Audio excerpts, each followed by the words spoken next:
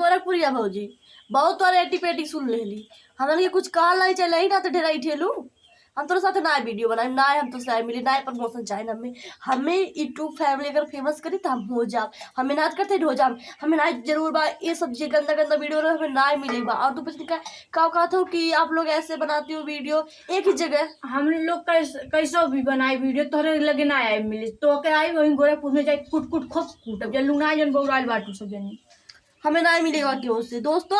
हम बता दें हमको ये लोग फोन कर रहे हैं हम बोले कि नहीं मिलेंगे तो गाली देकर वीडियो बना रहे हैं। बताइए हम लोग ऐसे ही वीडियो बनाएंगे किसी से नहीं मिलने जाएंगे जिसको मिलना है। भले हम मानते हैं हमारे 15,000 सब्सक्राइबर तुम्हारे मिलियन हम नहीं मिलेंगे। जब हमारे घर वाले नहीं चाहते हैं कि तुम लोगों से हम मिले।